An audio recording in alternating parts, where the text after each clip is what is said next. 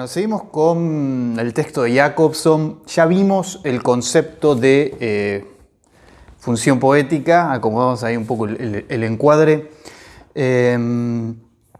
Vimos el concepto de función poética, tratamos de entenderlo ahí a partir de ese cuadro que armamos, tratando de ver los distintos ejes y sobre todo vimos los ejemplos que deberían resultar iluminadores de ese concepto, porque me parece que es donde más cabalmente se puede entender qué significa esto de el mensaje haciendo gala de su ser material, de su propia materialidad, señalándose a sí mismo, mostrando de lo que está hecho, ¿no?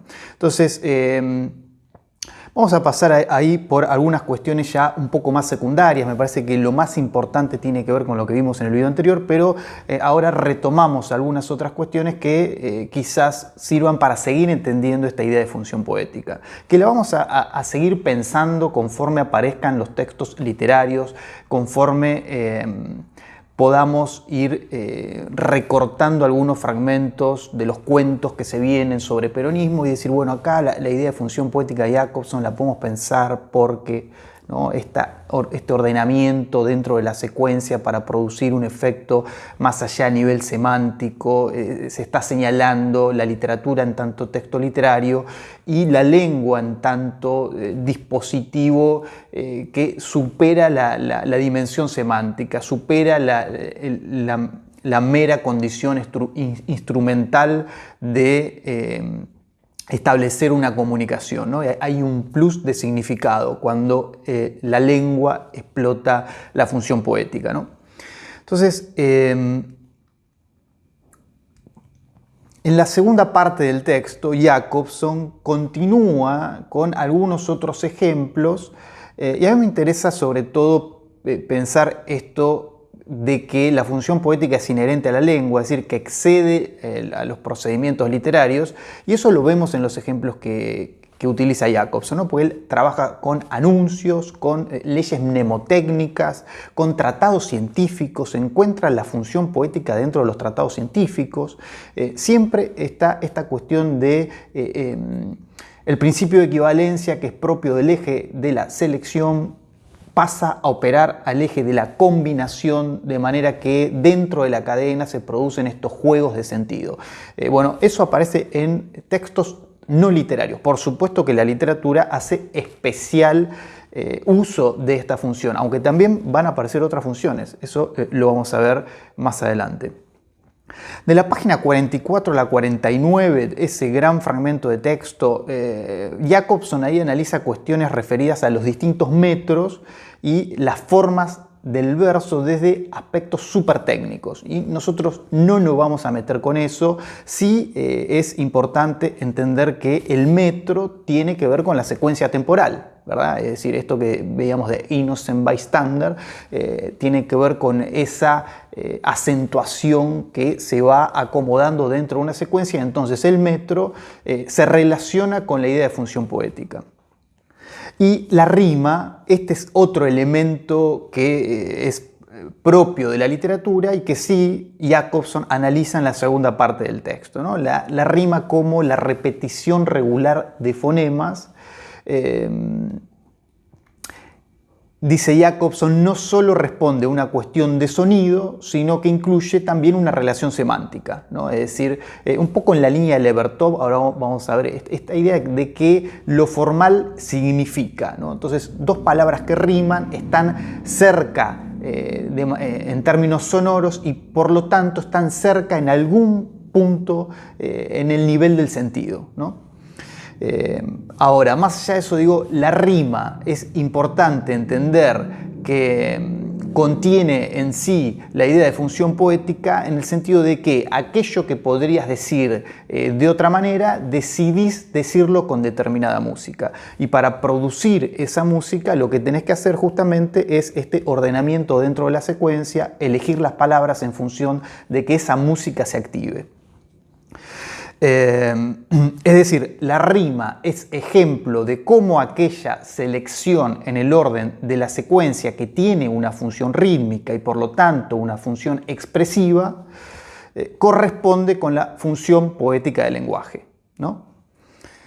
Bien, en la página 62 Jacobson dice algo que es interesante. Dice: la supremacía de la función poética sobre la referencial no destruye tal referencia, sino que la hace ambigua, ¿no? Es decir, esto es importante para pensar los textos literarios, para pensar los modos de operar de la literatura, ¿no? Decimos, en gran parte de los textos la función poética va a ser preponderante.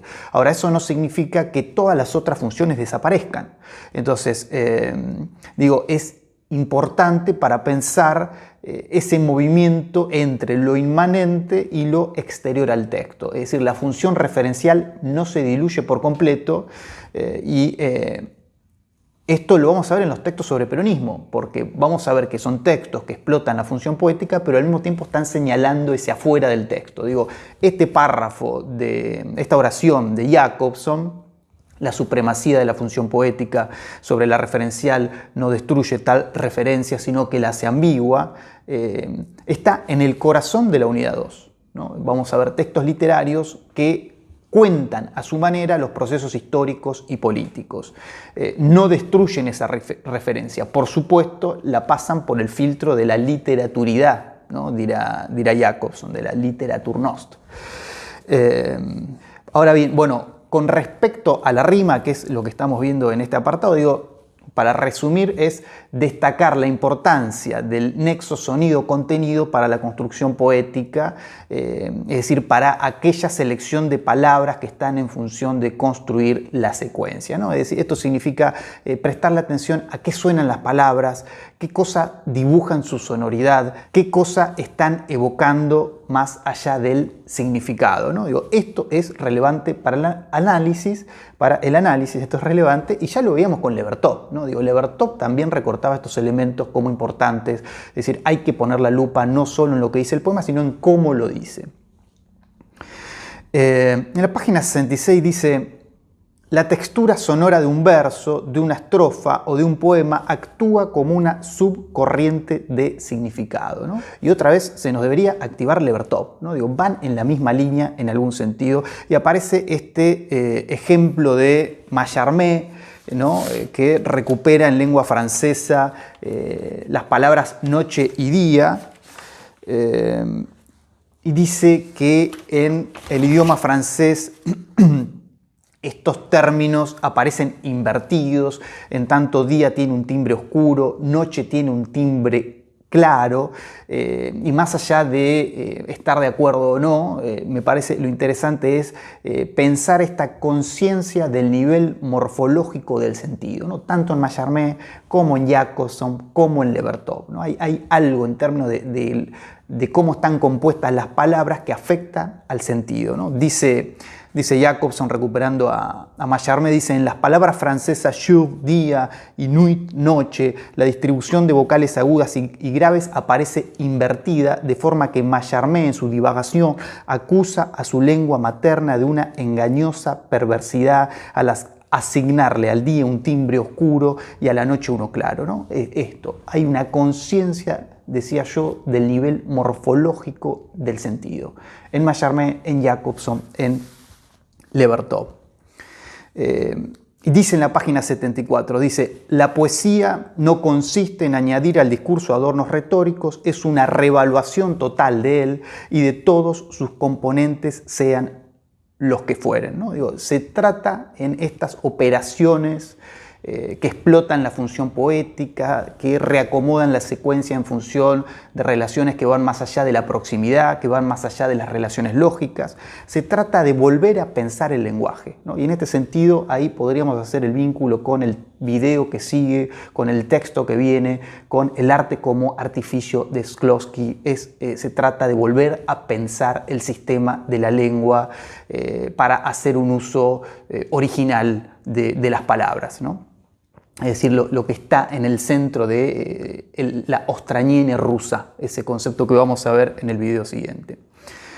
Y cerramos con el párrafo final de Jacobson, que a mí me parece especialmente interesante porque en esa característica bifronte que veíamos al comienzo, ¿no? Jacobson es un lingüista que piensa cuestiones de la literatura, aúna a los que en instancias avanzadas de la carrera elegimos estudiar literatura con aquellos que eligen hacer algún tipo de orientación referida a la lingüística, ¿no? Entonces, por lo general acá en la universidad tenemos como los departamentos muy separados, las distintas esferas, la literatura acá, la cultura clásica acá, la lingüística acá. Bueno, Jacobson es interesante porque nos hace pensar que tenemos que tomar herramientas de las distintas áreas disciplinares que están a la mano para pensar distintos objetos, ¿no? El lingüista serán cuestiones de la lengua, el que estudia literatura serán los textos literarios.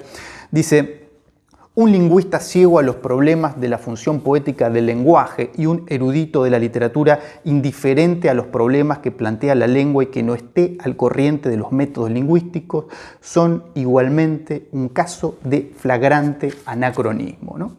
Digo, me parece interesante este final porque nos acerca a los que estudiamos literatura con aquellos que vayan a seguir una modalidad de análisis del discurso, decía yo, ¿no? Nos dice a nosotros, si estudias literatura, que es un tipo de lenguaje, no podés desconocer los problemas que plantea la lengua como sistema en general, ¿no? Y le dice a los lingüistas, si te interesan los problemas de la lengua, no podés desconocer los modos de operar de la función poética del lenguaje porque van a estar en la literatura, pero también en otros órdenes de la vida discursiva. Entonces, función poética es importante para los lingüistas, problemas de la lengua es importante para los que estudiamos literatura. Así que bueno, con esto cerramos. Espero que este texto, que tiene su complejidad, seguramente cuando ustedes lo empezaron a leer, ese discurso tan duro, tan cientificista puede haber producido algún rechazo o no, ¿no? También hay que ver las determinadas sensibilidades de ustedes con los distintos textos, pero digo, no deja de ser un texto duro. Espero que con este video, aunque sea la idea de función poética, que es lo que está en el centro, es el problema fundamental del texto de Jacobson, se haya aclarado, aunque sea un poco. La seguimos en los foros, en las instancias que tenemos en esta mediación tecnológica a partir de la cual transcurren las clases, y nos vemos en el video que sigue, ya saliendo de la lengua hacia una cuestión procedimental de la literatura con el arte como artificio de Víctor Šklovský.